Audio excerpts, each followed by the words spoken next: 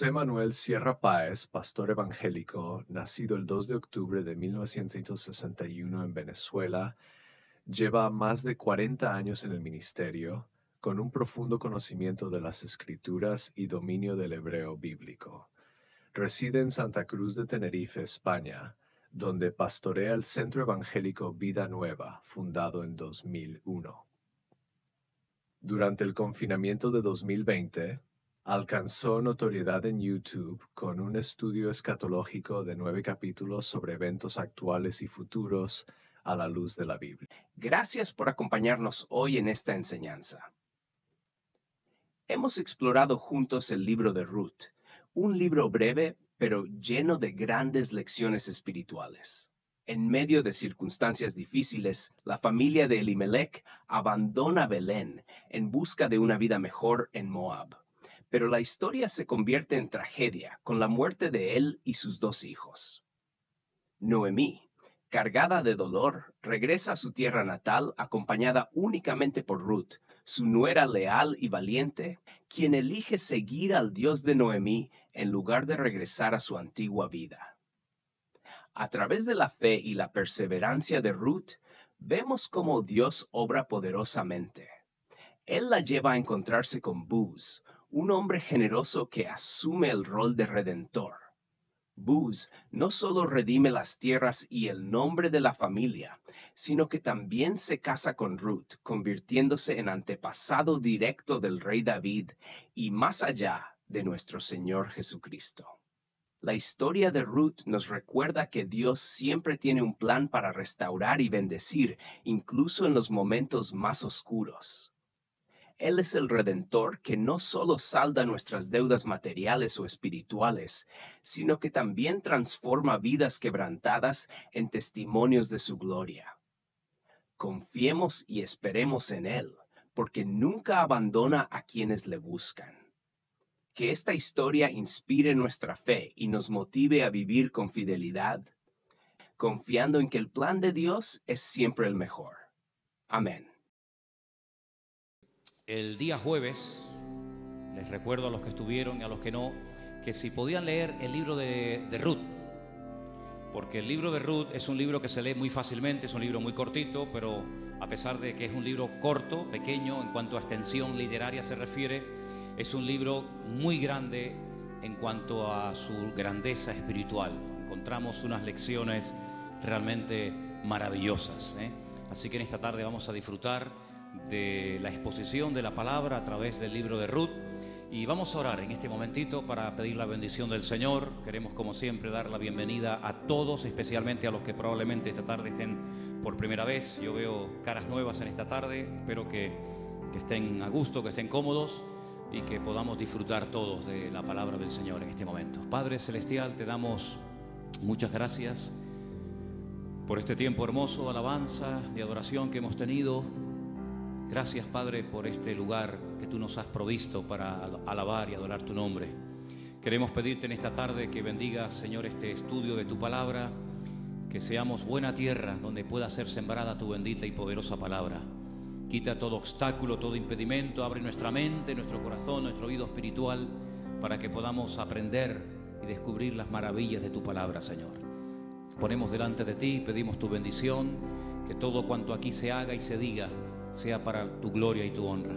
Gracias también por los hermanos de diferentes naciones que en este momento a través de internet están en sus hogares, en sus países, también escuchando tu palabra. Bendícelos también a ellos y a todos y a cada uno de nosotros. Aquí estamos para aprender de ti. En el nombre de tu amado Hijo Jesús. Amén y amén. Vamos al libro de Ruth, por favor, rápidamente. Ya se han leído unos versículos en esta tarde. Para los que han leído el libro, saben perfectamente que es un libro que está a continuación de la historia de los jueces, lo cual no significa que ya la historia de los jueces pasó al pasado, a la historia, y comienza una etapa nueva, sino que la historia de la familia de Elimelech y su esposa Noemí y de sus hijos se lleva a cabo durante el período de los jueces. La mayoría de los comentaristas dicen que pudo ser, por lo que a continuación les voy a leer, que lo que le ocurrió a Elimelech y a Noemí y a su familia fue probablemente durante el tiempo de Gedeón, el juez llamado Gedeón. Por una sencilla razón, porque dice en el libro de los jueces que durante el tiempo de Gedeón, el pueblo de Israel hizo lo malo ante los ojos del Señor. Y el Señor ya les había dicho muy claramente que una de las cosas que le podían ocurrir en el futuro, que de hecho ocurrió, es que vendría hambre a la tierra. Y curiosamente, si leemos la historia de todos y de cada uno de los jueces, que es una historia de casi 300 años, muy larga, encontramos que en el tiempo, en el periodo de Gedeón, fue cuando hubo hambre. Dice que eran los madianitas, que subían de su país, subían de la parte donde ellos estaban, y dice que subían justamente en el tiempo de la cosecha y arrasaban con todo. Dejaban al pueblo muerto de hambre. El pueblo entró en una crisis económica. La gente tuvo que ir al monte a esconder en cuevas, y es cuando ellos claman al Señor y el Señor levanta a Gedeón. Así que ya nos hemos situado. La historia que vamos a contar esta tarde se llevó a cabo probablemente durante el tiempo del juez llamado Gedeón. Los personajes principales que aparecen en el capítulo 1 ya los conocéis. Elimelech, que es el padre de la familia, cuyo nombre significa mi Dios es rey. Eli, mi Dios, Melech, rey. El nombre de su esposa es Noemí, significa dulce, significa placentera. Tenía 2 hijos. El mayor se llamaba, como dice aquí, versículo 2 de Ruth capítulo 1, Malón y Kelión. Malón significa débil, enfermizo. Probablemente era un joven, un niño que desde pequeñito fue muy enfermito, y los padres lo vieron así muy flaquito, muy raquítico, y le pusieron este nombre que espero que no se le ocurra ponerle a ninguno de ustedes a sus hijos. ¿Cómo se llama el niño? Enfermito, debilucho. Y el otro no se queda atrás. El otro, Kelión, significa abatido o consumido.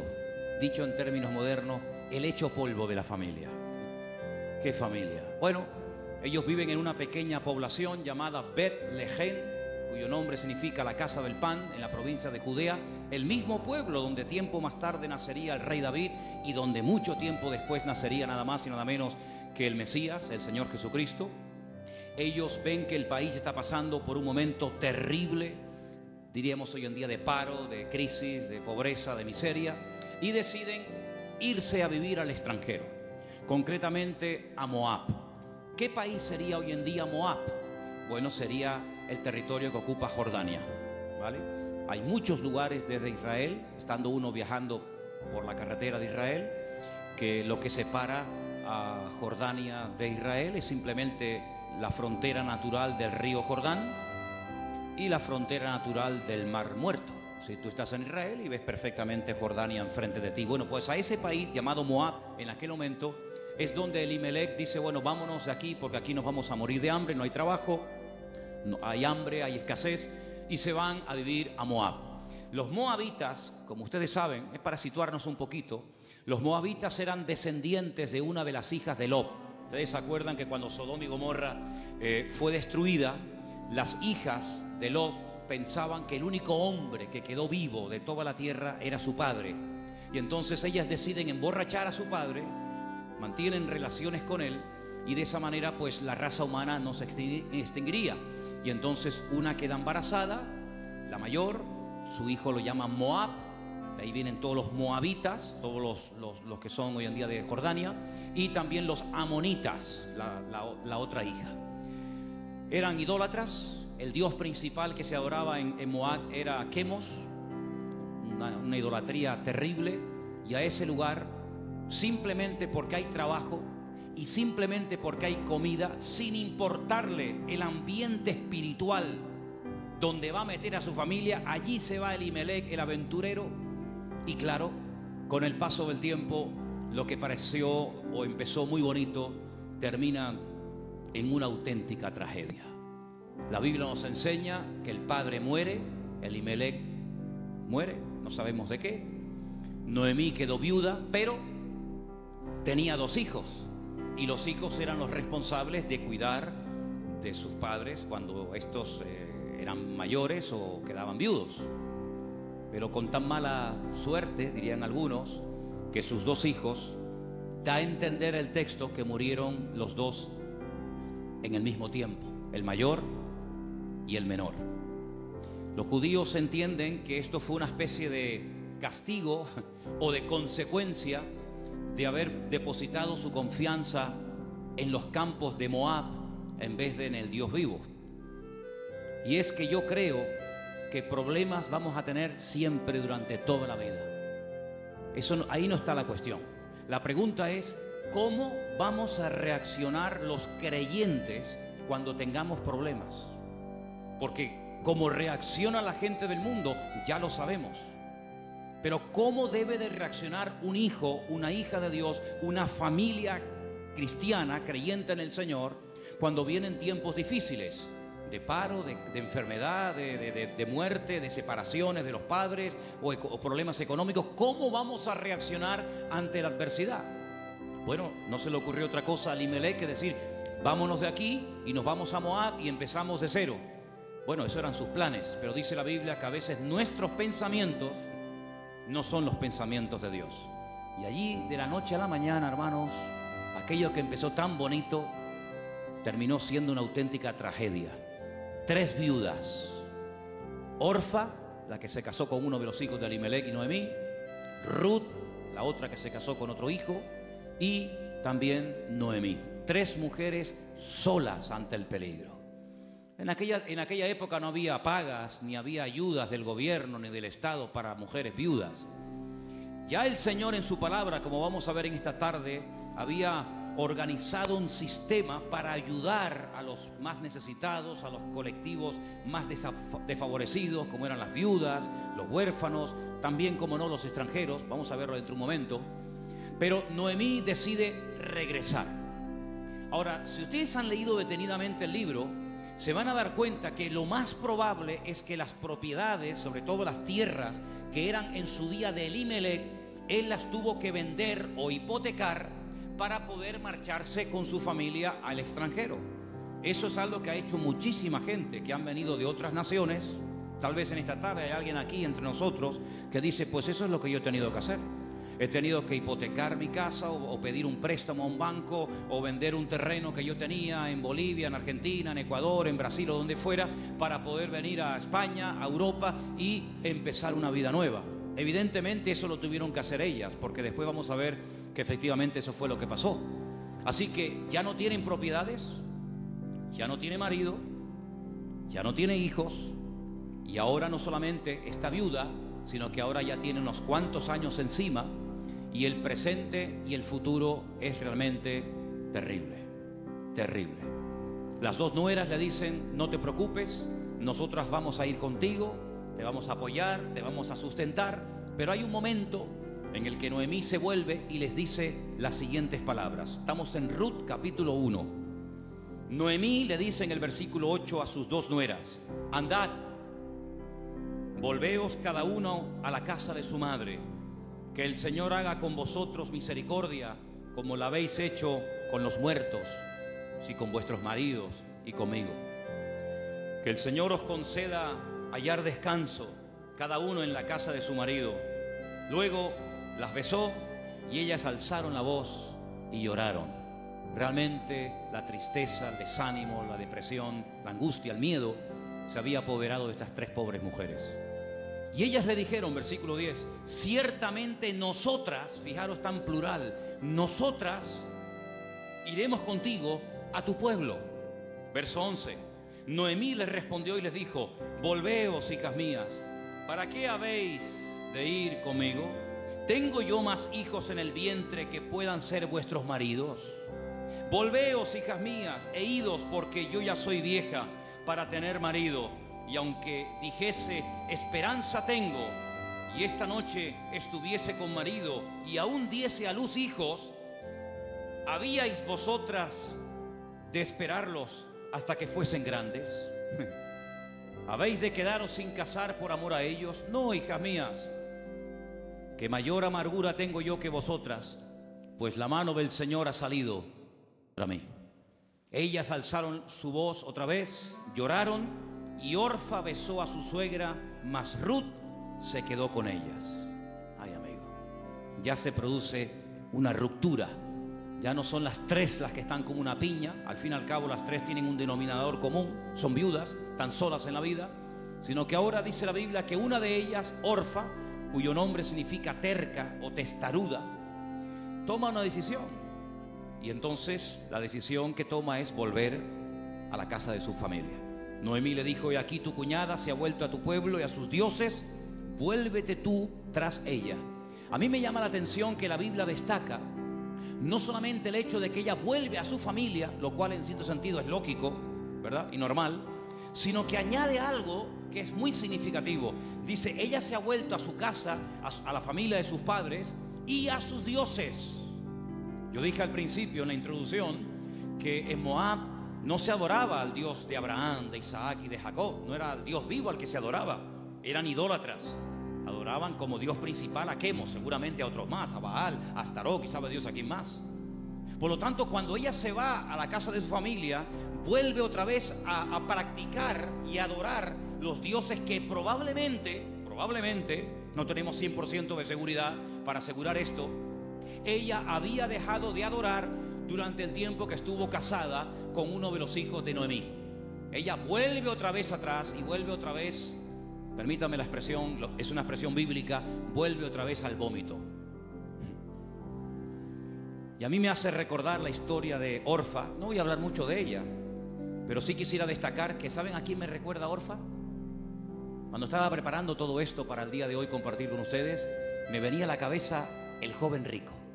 ¿Os acordáis de la historia del joven rico? Un chico aparentemente que quería saber la verdad, que quería crecer, que quería respuestas a sus preguntas y a sus dudas. Y cuando el mismísimo Señor Jesucristo le dice: tú has hecho esto y esto y esto y esto, y está muy bien, pero yo observo, yo noto que a ti te hace falta una cosa en la vida. Y te voy a decir qué es lo que a ti te hace falta. Y se lo dice, y dice que se puso muy triste y dio media vuelta y se marchó. Y ahí acaba la historia del joven rico. A pesar de que el Señor le dijo algo tremendo: ven conmigo, pero él no estuvo dispuesto a pagar el precio. Viendo Noemí que una de sus nueras se ha vuelto atrás a sus dioses, a su antigua vida, le dice a la otra que le queda, a Ruth, versículo 15: he aquí tu cuñada se ha vuelto a su pueblo y a sus dioses, vuelve tú tras ella. Y ahora viene una de las declaraciones más hermosas de toda la Biblia. Versículos que mucha gente sabe de memoria, porque son una declaración muy profunda de lo convencida que estaba, de lo dispuesta que estaba Ruth de no dar marcha atrás. Los leo, versículos 16 y 17. Ruth le dice: no me ruegues que te deje y me aparte de ti, porque a donde quiera que tú fueres, iré yo. Donde quiera que vivieres, viviré. Tu pueblo será mi pueblo y tu Dios será mi Dios. Donde tú murieres, moriré yo, y allí seré sepultada. Así me haga el Señor y aún me añada, que solo la muerte hará separación entre nosotras dos. ¿Cuántos dicen amén? Y allí se van estas dos mujeres. Claro, lógicamente Noemí es mucho más mayor que Ruth, pero allí emprende una aventura rumbo a lo desconocido. Se va Ruth a un país que no conoce, solamente de oídas, donde las costumbres, la religión, por decirlo de alguna manera, las leyes son completamente diferentes a la cultura, al país en el cual ella ha vivido durante toda su vida. Pero allí se va dispuesta a adorar al Dios de Noemí. Podríamos decir, en términos que nos podamos entender en esta tarde, que Ruth verdaderamente lo que decide es convertirse, no solamente ayudar y no dejar abandonada a su suegra, sino convertirse al Dios de su suegra y lógicamente también de su marido y en su momento de su suegro. Tu pueblo será mi pueblo, tu Dios será mi Dios. El Dios monoteísta, el Dios que no acepta que se adore a otros dioses aparte de Él, sino que, como dice en su palabra, al Señor tu Dios adorarás y a Él solo servirás. ¿Cuántos dicen amén? Allí se va Ruth rumbo a lo desconocido. Y saben, hermanos, hay un capítulo en la Biblia que es el famoso capítulo de la mujer virtuosa de Proverbios, que si no me equivoco creo que es el capítulo 31, el último capítulo del libro de Proverbios, que se llama La mujer virtuosa, Eshet Hayil. Y Ruth es la única mujer en todo el Antiguo Testamento que recibe el título de Eshet Hayil, que significa mujer virtuosa. Es decir, que cuando leas el capítulo 31 de Proverbios y que te habla de la mujer virtuosa, tú dices, bueno, ¿y quién es una mujer virtuosa? ¿A quién puedo ver como punto de referencia en la historia de la Biblia para saber a lo que se refiere el Señor? Ahí la encuentras en el libro de Ruth. Una mujer sacrificada, trabajadora, fiel, que es capaz de renunciar a todo a cambio de nada, aparentemente. Una mujer que incluso está dispuesta a morir en tierra ajena. Y fíjate que me llamó la atención que José, que estaba muriendo fuera de su tierra, estaba muriendo en Egipto, antes de morir dice que él dio orden de que, como él sabía y anticipa proféticamente la liberación de la esclavitud de Egipto, él da orden para que sus huesos se los lleven con ellos cuando salgan milagrosamente de Egipto. Y dice la Biblia que lo hicieron así. Y durante 40 años, hermanos, los israelitas estuvieron dando vueltas y vueltas en el desierto, cargando los huesos de José hasta que llegan a Canaán y logran darle una digna sepultura. Sin embargo, Ruth no dice, cuando yo muera, por favor, lleven mi cuerpo, lleven mis huesos a Moab, sino que ella dice, donde a ti te entierren, que me entierren a mí allí también al lado tuyo. Sí, una mujer decidida, una mujer comprometida, en otras palabras, una mujer con las ideas claras. ¿Cuántos dicen amén? ¿Cómo vamos a reaccionar frente a la adversidad? Porque si huyeron de Israel, de Betlehem, huyeron a Moab para buscar una mejor vida, ahora la tortilla se ha dado la vuelta. Ahora cuando regresan, ya sin marido y sin hijo, y con unos cuantos años encima, sola, viuda, y sin recursos, hipotecada hasta las cejas y con otra nuera que la acompaña, pues no piensen ustedes que el retorno fue mejor que la ida. Es más, dice la Biblia que cuando las vieron entrar por el pueblo de Betlehem, toda la ciudad se echó a la calle diciendo, madre mía, podríamos utilizar el refrán popular nuestro que dice, ¿quién te ha visto y quién te ve? La mujer salió, o las mujeres salían al encuentro a saludarla y le decían, Noemí, Noemí, tantos años sin saber de ti, vienes sin marido, vienes sin hijo, vienes enferma, golpeada, herida por la vida. Y ella decía, no, por favor, no me llaméis nunca más, no me llaméis más Noemí, porque yo no tengo placer, no tengo contentamiento, ya no me alegra, ya no me llena nada en la vida. Por favor, llamadme Mará, Mará, que significa mujer amargada o afligida. ¿Qué te parece? Y ahora uno dice, bueno, ¿y ahora qué? ¿Ahora qué? ¿A qué se van a dedicar estas mujeres? Ahora sí quiero que vayamos al libro de Levítico, donde hay unos versículos que pocas veces se leen, pero vamos a ver que son muy interesantes, porque en ese pasaje de Levítico, capítulo 19, del 9 al 10, no sé si ustedes lo tenían buscado, ¿no? Okay. Capítulo 19 de Levítico, vamos a leer una ley que solamente existía en el pueblo de Israel en aquel tiempo. Y es una ley tan extraordinaria, tan increíble, que fue lo que ayudó en cierto sentido a restaurar la vida de Ruth y de Noemí en aquel nuevo país para ella. Levítico capítulo 19, versículos 9 y 10, el Señor dice en su palabra, cuando ciegues la mies de tu tierra, no cegarás hasta el último rincón de ella, ni espigarás tu tierra cegada. No rebuscarás tu viña, ni recogerás el fruto caído de tu viña. Para el pobre y para el extranjero lo dejarás, dice el Señor. ¿Qué es lo que hacía la gente? Cuando iba a coger la cosecha, arrasaban con todo. Y si se caía un racimo de uvas, o se caía una espiga de trigo, o de cebada, o de lo que fuera, daban marcha atrás y lo recogían. Y si alguien se metía en aquel campo después del tiempo de la siega, estaba pelado, no había nada. Sin embargo, el Señor dice: ustedes van a ser diferentes. Esto es una ley donde el Señor muestra su amor y su compasión por el pobre, por el huérfano, por la viuda, por el extranjero, por el que no tiene prácticamente ningún recurso para buscarse la vida, como el caso de Ruth y de Noemí. Ustedes, cuando vayan a segar, no sean avariciosos, no quieran acapararlo todo. Oye, si se cae una espiga, déjala. Si hay un rinconcito que no quieres, digamos, cosecharlo, meter la hoz, déjalo ahí en un rinconcito, para que cuando ustedes terminen, pues puedan entrar los que no tienen tierra, los que no tienen trabajo, las viudas, los extranjeros, los pobres, los huérfanos, y puedan de alguna manera conseguir algo para llevarse a la boca. Y eso es lo que utiliza Ruth.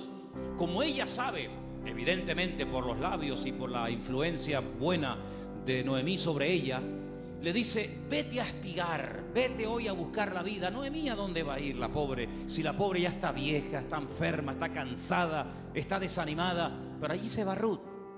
Y si ustedes han leído el libro, dice que se va antes de la salida del sol, y cuando llega la noche aún está espigando en el campo. Es increíble.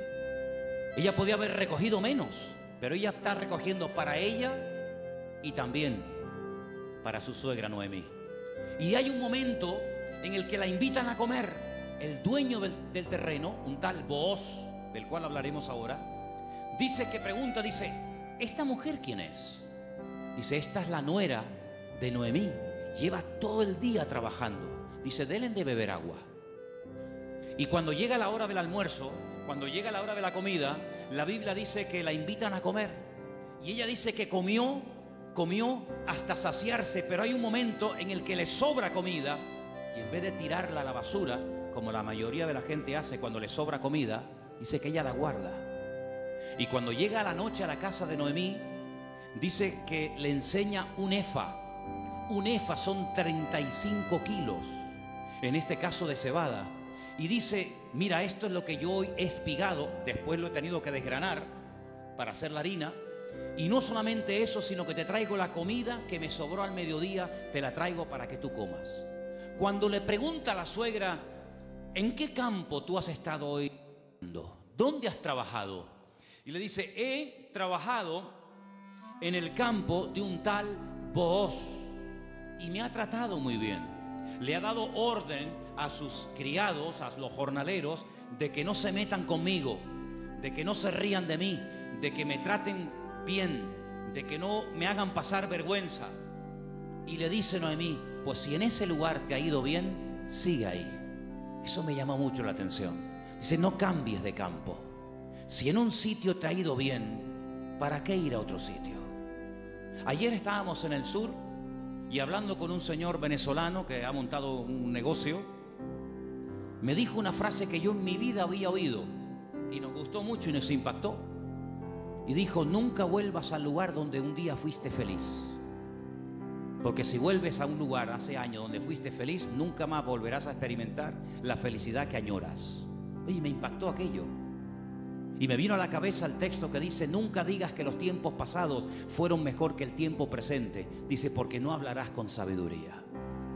Pero Noemí se da cuenta de que hay un hombre que se llama Booz. Y resulta que se da cuenta la viuda Noemí de que ese tal Booz, cuyo nombre significa mi fortaleza, resulta que es Goel. Ahora hablaremos de esta palabra, que es una palabra de vital importancia en la Biblia. Aprendan de esa palabra. Viene del verbo Gaal. El verbo Gaal en hebreo significa libertar. Goel es la palabra que se traduce al castellano por la palabra redentor. Ahora vamos a ver lo importante que era la figura del Goel, porque en cierto sentido vamos a ver que Booz es un tipo de Cristo. Fíjense qué importancia tiene esto. Resulta que había una ley, que vamos a leerla. Hemos leído la ley de la siembra, de dejar trozos para los pobres, para las viudas. Pero en Deuteronomio capítulo 25 hay una ley muy interesante que yo no sé si la tuviéramos que poner en práctica nosotros hoy en día, si estaríamos dispuestos a cumplir con esto? Yo no sé, pero es muy interesante. No sé si alguna vez la has escuchado. Dice así, Deuteronomio capítulo 25, del versículo 5 en adelante. Dice así la palabra, escucha. Cuando hermanos, varones, habitaren juntos y muriere uno de ellos, como el caso de Malón y Kelión, que eran hermanos que vivían juntos, si muere uno de ellos y no tuviere hijos, la mujer del muerto no se casará con hombre extraño. Su cuñado se llegará a ella y la tomará por mujer y hará con ella parentesco. Y el primogénito que ella diere a luz sucederá en el nombre de su hermano muerto, para que el nombre de éste no sea borrado de Israel. ¿Entendéis, no? Si el hombre no quisiere tomar a su cuñada, irá entonces su cuñada a la puerta, a los ancianos, y dirá: mi cuñado no quiere suscitar nombre en Israel a su hermano y no quiere emparentar conmigo. Entonces los ancianos de aquella ciudad lo harán venir, hablarán con él, y si él se levantare y dijere: no quiero tomarla, se acercará entonces su cuñada delante de los ancianos, le quitará el calzado del pie, le escupirá en el rostro y le hablará y le dirá: así será hecho al varón que no quiere edificar casa a su hermano, y se le dará este nombre en Israel: la casa del descalzado. Qué ley tan extraña, ¿no? Dos hermanos y uno de ellos muere sin haber tenido hijos, y para que no se olvide o para que no se quede su nombre borrado en la historia, el hermano vivo, que es el Goel, el Redentor, tenía que casarse con la viuda, y el primer hijo que naciera de esa relación es como si fuera hijo del hermano difunto, para que de esa manera se perpetuara su nombre y para que de esa manera las herencias y las tierras no se diluyeran en el espacio y en el tiempo. Y esto es lo que le ocurre a Ruth. Ruth resulta que se casó con un judío, con un hombre de Belén de Judea, pero ella no tuvo hijos con él. Su hermano, es decir, su cuñado, también murió. Por lo tanto, no hay posibilidad de redimirla. Pero cuando llegan a Israel, la familia de Elimelech, la familia de su marido, pues siguen viviendo allí. Y hay un pariente cercano al cual Booz le dice: oye, a ti te corresponde el derecho de casarte con Ruth. A ti te corresponde el derecho de pagar todas las deudas de Ruth.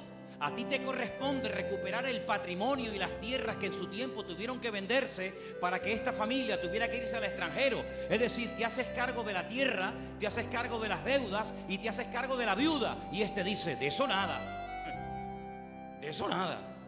Pagar yo deudas que no son mías y casarme yo con una mujer que a mí ni me va ni me viene. Y Booz dice: muy bien, vamos a ir delante de 10 ancianos, vamos a ir delante de un minián, delante de 10 hombres judíos, y tú vas a decir eso delante de ellos, que no quieres redimir a Ruth, que no quieres hacerte cargo de sus deudas, de sus hipotecas y de la viuda, y lo vas a decir delante de testigos. Y lo dice. Y entonces es cuando entra en escena Booz y le dice a Ruth: hija, tú no te preocupes. Ahora, la diferencia de edad de Ruth y de Booz tenía que ser inmensa. Algunos comentaristas dicen que ese pariente que rehusó casarse con Ruth probablemente era un hermano de su suegro, de Elimelech. Y algunos comentaristas también he oído que opinan que Booz puede ser que también estuviera emparentado con su suegro, de tal manera que ya era un señor mayor, una persona ya de cierta edad. Había una diferencia de edad tremenda. Pero él asume la responsabilidad no solamente de casarse con la viuda, sino de pagar la hipoteca y las deudas que la familia dejó y que hay que volver a recuperar las tierras. Lógicamente todo eso costaba dinero. Solamente había dos posibilidades de que en Israel una persona que se desprendiera de patrimonio pudiera volver a recuperarlo. Solamente había dos formas. Una, que llegara el año de jubileo. ¿El año de jubileo qué era? Era una celebración, una fiesta que se llevaba a cabo cada 50 años. A los 50 años las deudas quedaban anuladas. Y ahí viene una parte del famoso Padre Nuestro. Padre Nuestro, perdona nuestras deudas como nosotros también perdonamos a nuestros deudores. Está inspirado un poco en el año de jubileo. Los que eran esclavos se les daba la libertad. Si alguno no quisiera, había todo un proceso para poder volver a retenerlo. Y si alguien había tenido que vender por cuestiones económicas, por necesidad, una propiedad, un terreno, cuando llegaba el año de jubileo, repito, cada 50 años, bueno, todo volvía otra vez a sus dueños originales. ¿Para qué esta ley? Para recordarle al pueblo de Israel que la usura, el querer cada vez tener más y más y más y más y más, a cambio de las desgracias ajenas, eso no se podía dar en el pueblo de Israel. Cada 50 años se empezaba de cero. Nadie le debe nada a nadie. Los ricos no iban a ser cada vez más ricos y los pobres cada vez iban a ser más pobres. De esa manera era una ley justa, una ley donde se le daba oportunidad al que se había endeudado y jamás iba a poder pagar las deudas. Fíjate qué terrible la ley de los desahucios en España.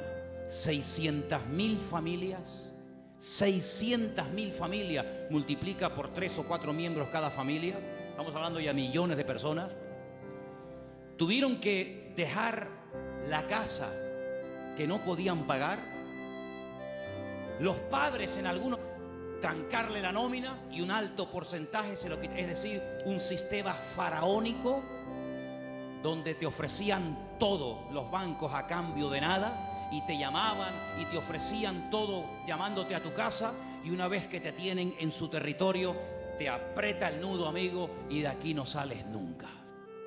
El sistema del faraón en los tiempos modernos. En vez de faraón, llámalo como quieras.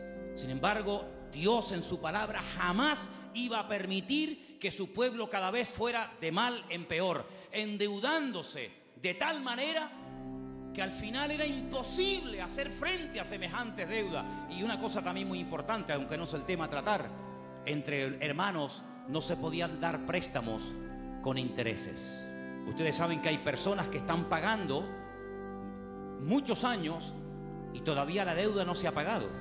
Lo que están pagando es simplemente parte de los intereses, porque son tan elevados que por una regla de 3, cuanto más pagas, más debes.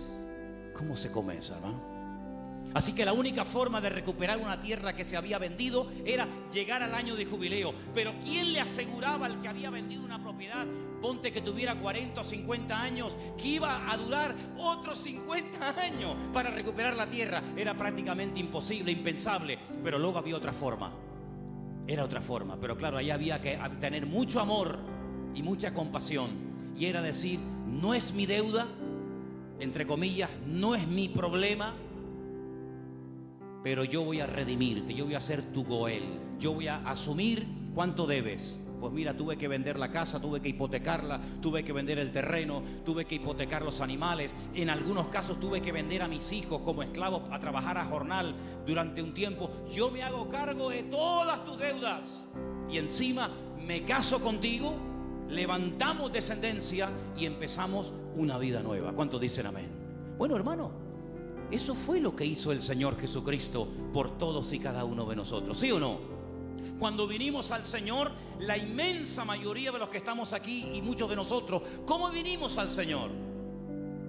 ¿En nuestro mejor momento? Yo pienso que la mayoría de los que nos hemos convertido al Señor, cuando vinimos a los pies de Cristo, vinimos en nuestro peor momento. Algunos desanimados, otros enfermos, otros enganchados, otros esclavos de no sé qué, de no sé cuánto. Pero el Señor Jesucristo dijo, a ver, ustedes tienen una deuda tremenda. Y una deuda no con un banco, no con una financiera. Ustedes tienen una deuda conmigo. Y es una deuda que no se puede pagar con trabajo, ni con dinero, ni con lágrimas, ni con sudor. Es una deuda que solamente se puede pagar con sangre. Pero no cualquier sangre, sino con la sangre preciosa de Jesucristo. Y vuestra miseria, vuestra hipoteca, vuestra crisis material y espiritual, yo me hago cargo de ella. Y yo os compro a precio de sangre. Y por eso podemos leer en Primera de Pedro unos versículos tremendos, donde basados en la ley del Goel, el que redimía al que estaba destruido, Pedro dice: tenéis que saber, hermanos queridos, Primera de Pedro 1:18, que habéis sido rescatados. Eso fue lo que hizo Booz por Ruth, rescatarla, redimirla. Vosotros fuisteis rescatados de vuestra vana manera de vivir, la cual recibisteis de vuestros padres, no con cosas corruptibles como oro o con plata, sino con la sangre preciosa de Cristo, como de un cordero sin mancha y sin contaminación, ya destinado desde antes de la fundación del mundo. Cristo, antes de que existiera Adán y Eva, antes de que existiera el jardín del Edén, Él sabía que un día iba a venir a este mundo a morir en la cruz por los pecadores. Desde antes de que el mundo existiera, ya Él sabía que su destino iba a ser ese. Desde antes de la fundación del mundo, pero manifestado en los postreros tiempos por amor de vosotros, y mediante Él, ¿cuál creéis en Dios? Quien le resucitó de los muertos y le ha dado gloria, para que vuestra fe y esperanza sean en Dios. ¿Cuántos dicen amén? Este Booz es un hombre tremendo. Es un hombre que dice: bueno, yo soy rico, tengo tierras, tengo de todo. ¿Qué necesidad tengo yo de meterme ahora, permítame, en estos líos? Asumir deudas que yo no contraje. Si Elimelech hipotecó sus tierras y tuvo que vender sus casas, ¿a mí qué me importa?, diría alguno. Y si tuvo que irse al extranjero a buscarse la vida, y si allí murió él y sus hijos, y ahora hay una serie de mujeres que están las pobrecitas sin nada en la vida, ¿yo qué tengo que ver con todo esto? Pero Booz no es un hombre frío, insensible. Booz es un hijo de Dios, y los hijos de Dios tenemos corazón, no solamente cabeza. ¿Cuántos dicen amén? Hay que tener corazón, hermanos. En las vestiduras del sumo sacerdote, que las tenéis ahí si queréis ver cómo eran, el sumo sacerdote llevaba en su pecho los nombres de las familias de Israel, las tribus de Israel: Judá, Benjamín, Zabulón. El sumo sacerdote decía: pero si yo no soy de la tribu de Judá, ¿yo para qué tengo que llevar el nombre de una familia que no es la mía? ¿Por qué tengo yo que llevar en mi pecho el nombre de la tribu de Zabulón, si yo soy levita? Pero es que el Señor le enseñó al pueblo de Israel a través del sumo sacerdote que para servir a Dios y para creer en el Señor y hacer su voluntad, uno tiene que tener corazón. ¿Cuántos dicen amén? Hay tanta insensibilidad, hermano, incluso en el pueblo de Dios. Sí, dicen que España es un país muy solidario, el país de más donaciones de órganos del mundo. Sí, está muy bonito. Pero hermanos, el mundo no nos tiene que dar ejemplos a nosotros, ni lecciones de solidaridad y de amor, sino que somos nosotros los que deberíamos ser la gente más solidaria y los que más apoyamos al necesitado del mundo, porque para eso el Señor nos ha puesto en esta tierra. Y Booz dijo: no, yo no me voy a limpiar las manos como tú que te has limpiado las manos. Porque los que habéis leído el libro, os habéis dado cuenta que cuando al pariente cercano le dicen: oye, que hay unas tierras que son preciosas, están abandonadas, porque Elimelech se tuvo que ir al extranjero, pero son unas tierras hermosas. Este dijo: uy, estas son para mí, porque ahora junto las mías con las de Elimelech, y cuando yo me muera, mis hijos tendrán más herencia. Y tiene unos campos, y tiene unos olivares, y tiene. Pero Booz le dice: pero espérate un momento. No solamente hay que recuperar tierras y propiedades, sino que aquí hay algo muy importante, y es que aquí hay una vida. Aquí no solamente hablamos de cosas, aquí hablamos de seres humanos. Qué interesante que Faraón decía: llévense las bestias, llévense los animales, pero déjenme las mujeres y los niños aquí. Qué curioso, ¿no? Interesante, ¿no?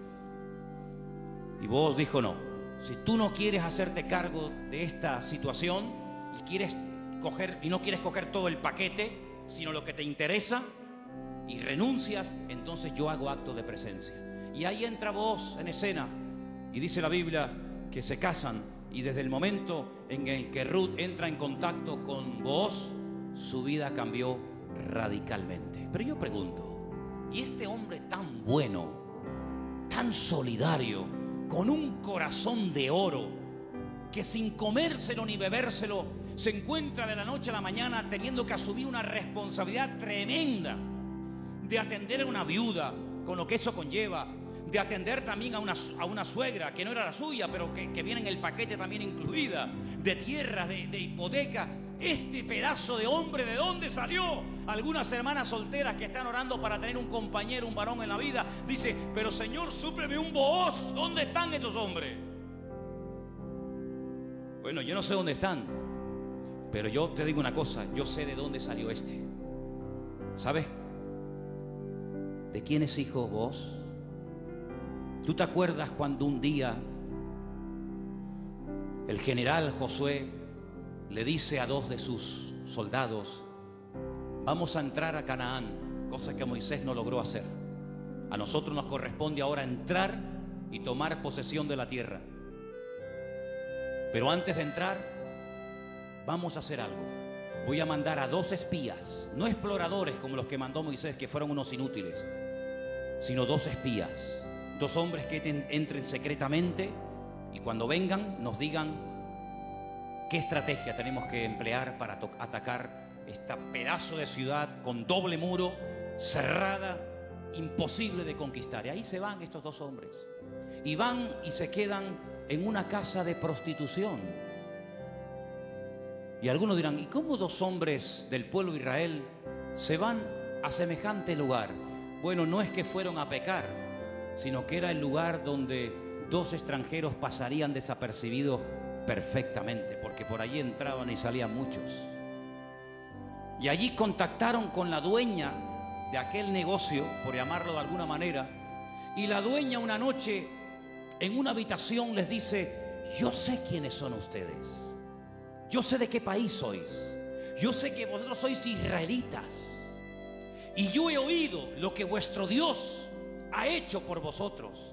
Yo he oído que ustedes salieron de un país llamado Egipto, y cuando llegaron a la frontera natural del Mar Rojo, que no podían avanzar y el faraón venía detrás, ustedes clamaron al Señor y el Señor les abrió el Mar Rojo y ustedes pasaron por en medio de él. Y cuando el faraón intentó meterse, el Señor cerró las aguas y murieron los ejércitos del faraón. Y ustedes entraron por el desierto y hemos oído lo que el Señor ha hecho por vosotros, y por eso la ciudad está muerta de miedo y ha desfallecido nuestro corazón.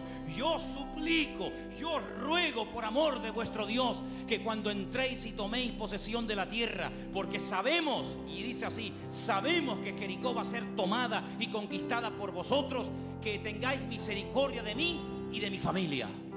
Y estos hombres se quedan sorprendidos porque esta mujer está contando las noticias de hace 40 años. ¿Tú te acuerdas de lo que leíste en el periódico hace 40 años? Bueno, algunos dirán: pero si yo no tengo más que 25. ¿Pero alguien se acuerda aquí de lo que leyó en un periódico hace 40 años? Ella lo tenía fresco en su mente. Vienen a por nosotros, nuestros días están contados. Esta tierra no nos pertenece. Vienen los hijos de Dios, viene el Dios de Abraham, de Isaac y de Jacob. Tengo que tomar medidas preventivas, tengo que salvar mi vida y la de mi familia. Y los espías le dicen: vamos a hacer algo. Si tú no te chivas, si tú no dices que hemos estado aquí, si tú no vas ahora con el cuento al capitán de la guardia o al rey de Jericó, sino que tú mantienes el secreto, y el día que nosotros entremos en la ciudad, tú estás dentro de la casa con toda la familia que quiere ser salva, nosotros te protegeremos a ti y a toda tu familia. Y como va a ser esto algo tremendo, porque aquí va a haber una conmoción, un terremoto, esto va a ser un cataclismo terrible, y una ciudad tan enorme, para saber diferenciarla de tantas casas, coge este trapo de color rojo, lo amarras ahí por fuera de la ventana. Yo le diré a los soldados cuando entren a tomar posesión de Jericó, que donde hay un trapo rojo colgado ahí en la ventana, ahí no entren, que esa es la casa de Rahab la ramera. Y dice la Biblia que ella vivía entre un trozo del muro y el otro, entre muro y muro.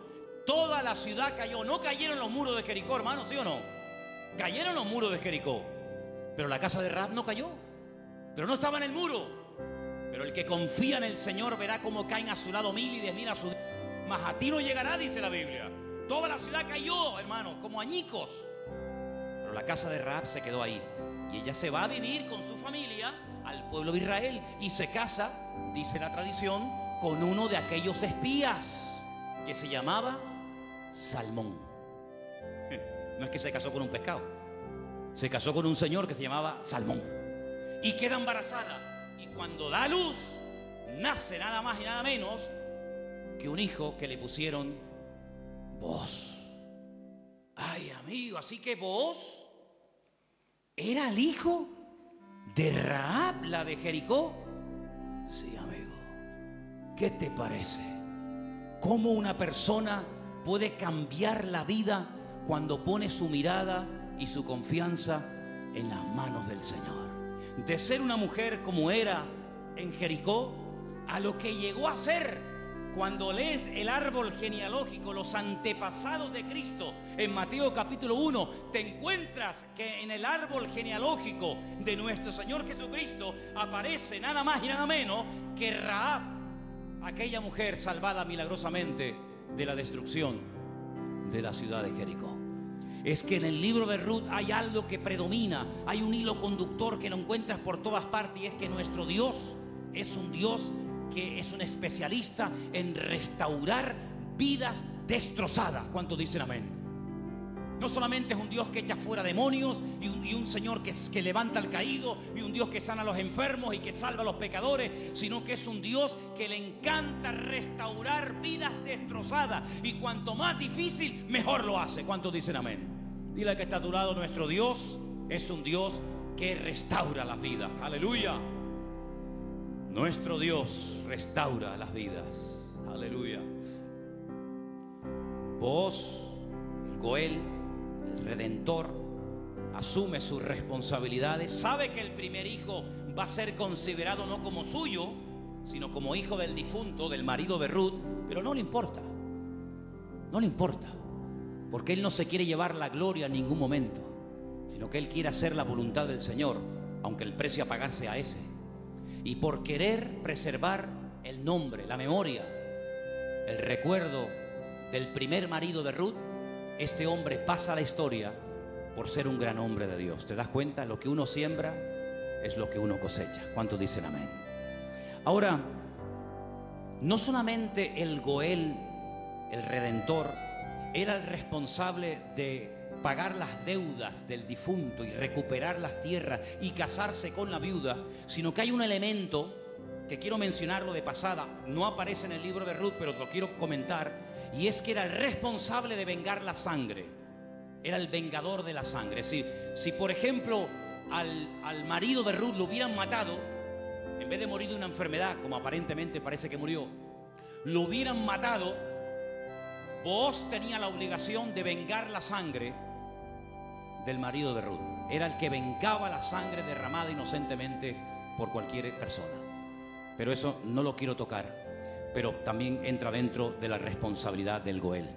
Ahora, hay 3 versículos que vamos a leer en esta tarde que son muy bonitos y muy interesantes, y por favor presten atención. Salmo 119, 154. Defiende mi causa y redímeme, vivifícame con tu palabra. Vuélvelo a leer otra vez, por favor. Defiende mi causa y redímeme, vivifícame con tu palabra. La figura del Redentor, la figura del Goel, estaba tan impregnada en la cultura judía, en la cultura bíblica, que los salmistas, los que escriben salmos y otras porciones de la Biblia, conociendo la importancia de este personaje tan trascendental para poder restaurar vidas destruidas, se inspiran en esa figura. Y entonces el salmista, que seguramente es el autor del Salmo 119, el rey David, dice: redímeme, sé tú mi Goel. Fíjate qué importante era la figura del Goel en aquellos tiempos. Proverbios 23:11, por favor. Porque el defensor de ellos es el fuerte, el cual juzgará la causa de ellos contra ti. Ahí está, el Señor haciendo las veces del fuerte, del protector, del que cuida, del que redime, del que ayuda a levantar al que ha tropezado y caído. Realmente es algo realmente extraordinario. Y el último texto, Isaías 41:14. No temas, gusano de Jacob, oh vosotros los pocos de Israel. Yo soy tu socorro, dice Jehová. El Santo de Israel es tu Redentor. Amén. El Santo de Israel es tu Goel, es tu Redentor.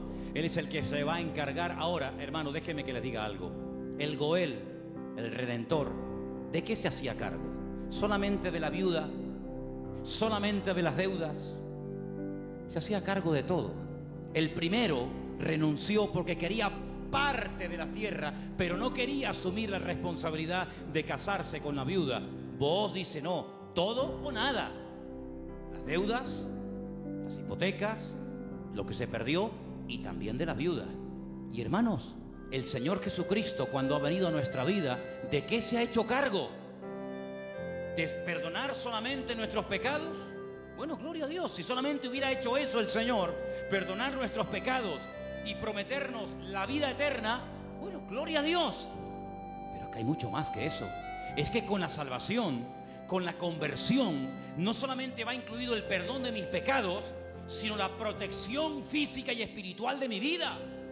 Y Él ha prometido suplir todas mis necesidades. ¿Por qué? Porque es mi Redentor, porque es mi Goel. ¿Quién iba ahora a darle comida y vestido y atender y cuidar y mimar y amar a Ruth? Pues tú, que para eso te has casado con ella, el Goel, el Redentor. Bueno, pues eso es lo que el Señor ha hecho con nosotros. En ciertos sentidos, como que se ha casado Dios con su pueblo. A su pueblo lo llama su cuerpo. Ese cuerpo tiene una cabeza que es Cristo. Y Él es el que se encarga de todos y de cada uno de los detalles de nuestra vida. Yo no entiendo cuando hay creyentes que tienen una fe muy grande para una cosa y luego para otro dudan. Pero que el Señor se ha hecho cargo y ha comprado todo. Tus deudas, tus enfermedades, tus desánimos, tus miedos, tus angustias, tus complejos, tu pecado, todo lo ha comprado el Señor. Y Él va a hacer una obra total y completa en la vida de todos y de cada uno de nosotros. ¿Cuántos dicen amén? Hermanos, en el capítulo 3 del libro de Ruth, en el versículo 1, me llamó la atención leyendo. Yo estuve leyendo en hebreo todo el libro y hay palabras que aparecen que son muy, muy interesantes. Pero hay una que particularmente me llamó la atención. En el versículo 1 dice: después le dijo su suegra Noemí: hija mía, ¿no te he de buscar hogar para ti, para que te vaya bien? Es decir, Noemí dice: yo voy a hacer todo lo posible para que tú a mi lado tengas algún día tu propio hogar. Y busqué la palabra hogar en hebreo, y la palabra que aparece en el versículo 1 aquí traducida por hogar es la palabra Manoah. Y cuando yo veo en el texto que pone Manoah, le digo a Elena: Elena, ¿no hay un personaje en la Biblia que se llama Manoah? Y me dice: sí. ¿Quién era Manoah? Sí, señor. Muy bien, hermano. Era el padre de Sansón, Manoah. Y digo, voy a buscar lo que significa Manoah. Y resulta de que me encuentro que la palabra hogar, Manoah, se puede traducir por descanso, tranquilidad, reposo, quietud y otros tantos sinónimos. Y me pongo a buscar versículos en la Biblia, solamente vamos a leer 2. Me pongo a buscar versículos en la Biblia donde aparece la palabra Manoah y me quedé sorprendido, porque una de las primeras veces que aparece la palabra Manoah, traducida aquí en el texto castellano-español por la palabra hogar, es en Génesis 8:9, y os vais a quedar sorprendidos porque tiene que ver con un pájaro, tiene que ver con un animal. ¿Lo tenéis? Génesis capítulo 8, versículo 9, y dice así. ¿Lo tienen, chicas? ¿Sí? Vamos. Y no halló la paloma donde sentar la planta de su pie, y volvió a él al arca, porque las aguas estaban aún sobre la faz de la tierra. Entonces él extendió su mano y tomándola, la hizo entrar consigo en el arca. Noé no podía consultar el parte meteorológico, no tenía ordenador dentro del arca, no tenía WhatsApp y decir: oye, por ahí donde tú vives. Bueno, es que no podía decir eso, porque no había nadie con vida fuera del arca. ¿Y cómo consulto? ¿Cómo me atrevo yo a abrir la puerta del arca y si se me entra el agua adentro? Llevaba un año dentro de aquel barco. ¿Salgo o no salgo? Es que antes de salir hay que tomar medidas preventivas. No te tires a la piscina si no hay agua. No, hermano, eso es fe. No, eso es locura. Eso no es fe. Usted va a la piscina y está vacía. Entonces, hermano, el justo por la fe vivirá. Y yo le diría, descanse en paz, hermano. ¡Pum! Ahí se quedó el hermano. Uy, le falló la fe. No, le falló la cabeza. Eso no es fe. Eso es un disparate. La fe no es locura. La fe es certeza. Es convicción. No es disparate, ni locura, ni emoción, ni sentimiento. Es seguridad de que lo que voy a hacer, mi Dios me ha dicho que lo haga. Ahora, una cosa es que el Señor me diga, tírate a la piscina, pero no hay agua. Si tú me lo dices, yo me tiro. Pero si tú no me lo dices, yo no me tiro ni loco. ¿Cuántos dicen amén? Muy bien. Noé dice, la única forma de comprobar es mandando una paloma. Y dice que abrió la ventana, la única ventana que había en el arca, suelta la paloma, y dice que la paloma no halló lugar donde reposar. Claro, estaba todo anegado en agua, todavía no había bajado el nivel de las aguas, y ahí aparece la palabra Manoah. No había reposo, no había un lugar donde poder decir, bueno, aquí me quedo, y aquí crío mis polluelos, y aquí me hago mi palomar, y no sé qué, no sé cuánto. No había. ¿Por qué? Porque las circunstancias todavía no estaban preparadas para salir del arca. Y otro versículo muy conocido, que ustedes se lo saben de memoria, donde aparece la palabra Manoah, es en el Salmo 23, versículo 2. Leamos si queréis el 1 y el 2. Salmo 23, 1 y 2. Que se lo saben de memoria, ¿sí o no? Que dice, vamos, dale. Jehová es mi pastor, nada me faltará. En lugares de delicados pastos me hará descansar. Junto a aguas de reposo me pastoreará. Junto a aguas de reposo, allí donde hay calma, donde hay quietud, allí me pastoreará el Señor. Una de las características del Señor es que lo que hace el Señor trae al corazón reposo, tranquilidad, paz. ¿Cuántos dicen amén? Donde hay paz está el Señor. Donde no hay paz, dudo mucho de que el Señor esté. El apóstol Pablo le decía a los corintios, lo que yo les he enseñado es para poner orden en la iglesia, porque esto me lo dijo el Señor que compartiera. Porque en nuestras iglesias lo que caracteriza a nuestras congregaciones es el orden.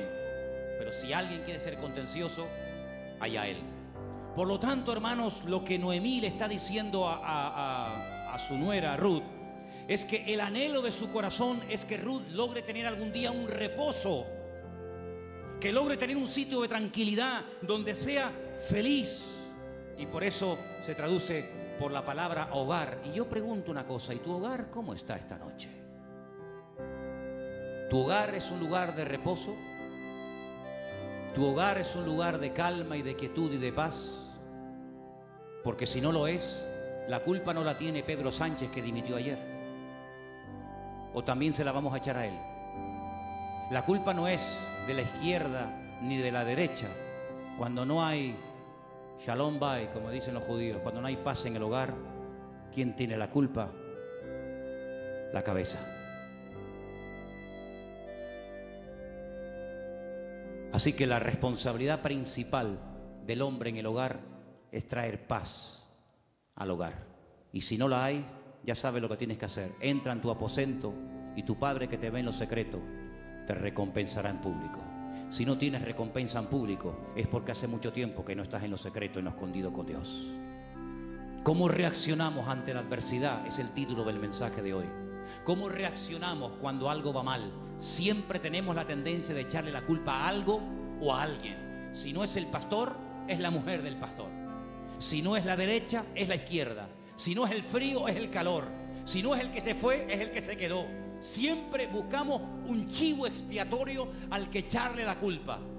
Noemí, hay un momento cuando ella regresa del extranjero que le dice a la población de Betlehem: no me llaméis Noemí, porque la mano del Señor se ha vuelto contra mí. La mano del Señor no está contra ninguno de sus hijos. Simplemente que hay un trato, hay circunstancias, hay situaciones en la vida por las cuales tendremos que pasar, nos guste o no. Pero no tenemos que tener ningún temor, porque lo que permita el Señor en nuestra vida, todo absolutamente está bajo la mano y el control de nuestro Dios. ¿Cuántos dicen amén? Y eso fue lo que consiguió Ruth. Un hogar de paz, de quietud y de calma. Y quiero terminar leyendo unos versículos del libro de Ruth, capítulo 4, versículo 11, que fue la bendición que pronunciaron, la bendición que le dieron a los que se casaban ese día, a Ruth y a Booz. Capítulo 4, versículo 11. Dijeron los que estaban allí congregados, los testigos, todos los que estaban en el pueblo, del pueblo a la puerta con los ancianos, dijeron: testigos somos. El Señor haga a la mujer que entra en tu casa como a Raquel y como a Lea, las cuales edificaron casa de Israel, y tú seas ilustre en Efrata y seas de renombre en Belén, y sea tu casa como la casa de Fares, el que Tamar dio a luz a Judá, por la descendencia que de esta joven te dé el Señor. Y Booz tomó a Ruth, y ella fue su mujer, y se llegó a ella, y el Señor le dio que concibiese y diese a luz un hijo. Y hermanos, los últimos versículos del libro de Ruth dicen así, el verso 21: Salmón, el papá de Booz, es decir, el suegro de Ruth, engendró a Booz. Booz engendró a Obed, que significa servidor, el que sirva al Señor. Qué bonito, Obed engendró a Isaí, e Isaí engendró a David. Luego, si no me equivoco, Ruth fue bisabuela, ¿sí?, del rey David. ¡Qué cambio, hermanos! ¡Qué cambio! ¿Cómo empieza el libro? Una familia destruida, una familia que no sabe a dónde disparar, que no sabe a dónde irse. Miseria, hambre. He tenido que hipotecar la casa, he tenido que vender los terrenos, sin nada. A la aventura, nos vamos a Moab. Y sin tener en cuenta que el Señor prohibía categóricamente la unión entre el pueblo de Israel y otras razas. Resulta que sus hijos, hombre, claro, ¿con quién se casaron Kelión y Maleón? ¿Con quién se casaron los hijos de Noemí y los hijos de Elimelech? ¿Con quién? Pues con mujeres del país donde fueron a vivir. Sí, ese es el futuro que le vas a dar a tus hijos. Si con la cosa de darle un mejor futuro material, has traído la ruina espiritual a tu casa. Claro, ya sabemos que Dios toma lo destruido, lo roto, lo que no es, para hacer maravillas. Pero ¿para qué te vas tú a Moab? ¿Te vas a meter en la boca del lobo? No, es que ya hay trabajo. ¿Y tus hijos? ¿De quién se van a enamorar? ¿Con quién se van a casar? Con mujeres idólatras. La primera responsabilidad de un padre en una casa con sus hijos, más que darle estudios y una buena carrera, es darle un futuro espiritual a sus hijos. Y Moab, dicho sea de paso, no era el mejor lugar para llevar a una familia a vivir. Prueba de ello que mira cómo terminaron, muertos todos. Todos terminaron muertos, del padre hasta el hijo mayor y hasta el hijo menor. Gloria a Dios que por ahí aparece la misericordia del Señor y que a través de Booz la familia vuelve a remontar vuelo y vuelve a recuperar el ánimo y la esperanza. Pero hermanos, no es tiempo de experimentos. No es tiempo de será por aquí, será por allá, será esto. Vamos a descubrir los principios establecidos por el Señor en su palabra. La vida de un cristiano no es un laboratorio donde hacemos experimentos. ¿Será esta? ¿Será aquella? ¿Será fulano? ¿Será mengano? Vamos a orar seriamente al Señor. Encomienda al Señor tu camino. Confía en Él y Él hará. Aleluya. Y no te impacientes por motivo del que prospera en su camino, porque pronto serán cortados y como la hierba verde se secarán, dice la palabra. En otras palabras, aprendamos a esperar en Dios. Mira, consiguió más, mucho más en poco tiempo Ruth y Noemí en la tierra donde el Señor estaba, que todos los años que Elimelech se pagó en el extranjero, que no le sirvieron absolutamente para nada. La respuesta no estaba en Moab, la respuesta estaba en Belén, más cerca de ellos de lo que se imaginaban. Yo solamente quiero decirte algo. ¿De dónde viene el Señor Jesucristo? Los antepasados de Cristo, ¿quiénes son? No son Obed, no es Booz, no es Rahab, no es Ruth, no es el rey David, no es la tribu de Judá. Claro que lo es. Luego fíjate tú cuando una persona hace, como dice la Escritura, las cosas decentemente y con orden, las bendiciones que a corto y a largo plazo pueden llover y caerle a la vida de esa persona. Por lo tanto, hermano, no te precipites. Espera en el Señor, porque el libro de Ruth es muy pequeñito, 4 capítulos, pero es tan grande en lecciones. Y sobre todo, júntate con el que te puede edificar. Pégate como una lapa. Ustedes saben lo que es una lapa, ¿verdad? Pégate como una lapa a la persona que te puede bendecir. Le dice, y termino, Noemí a Ruth: no te separes de vos. Esta noche quiero explicar esto, porque puede ser que algunos lo leyeron y dijeron, pero ¿qué le estaba proponiendo la suegra?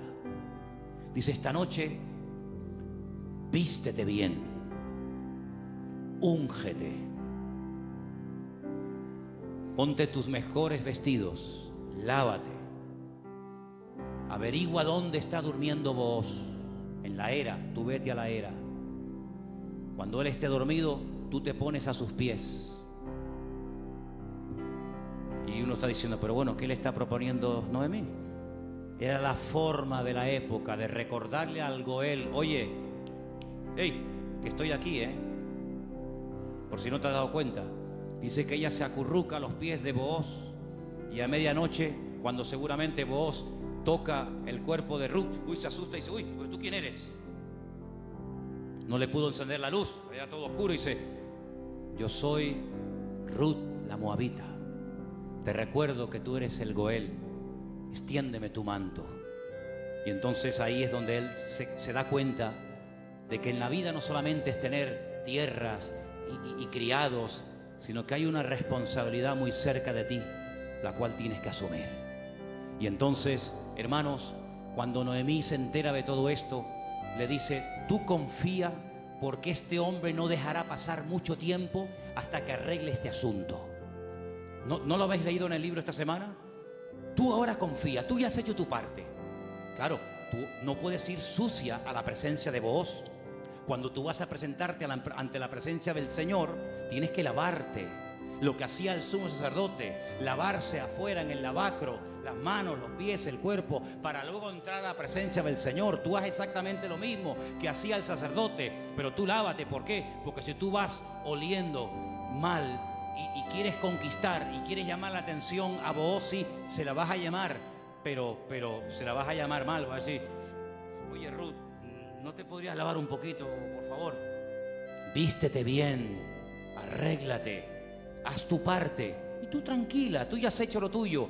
Yo te aseguro de que este hombre no dejará pasar mucho tiempo hasta que este tema sea solucionado. Hermanos, si esa era la confianza que tenía Noemí en Booz, al ser un hombre de Dios, que al percatarse, al estar informado de una situación que solamente él podía solucionar, cuánto más nuestro Padre Celestial nos dará las cosas que nosotros pedimos, y pedimos con fe si sabemos esperar en Él. No dejará pasar mucho tiempo el Señor hasta decir, yo asumo mis responsabilidades, y mi responsabilidad es ser tu pastor, proveer tus necesidades, cuidarte y protegerte todos los días de tu vida.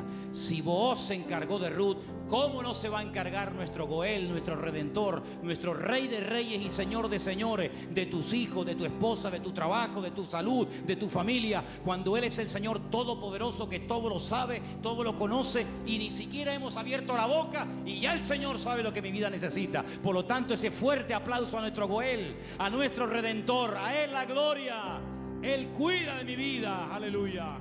Fuerte ese aplauso al Señor. Él cuida de nuestra vida, hermanos. Amén. Amén. Amén. Amén. Amén. Amén. Aleluya. Cierra tus ojos, hermano.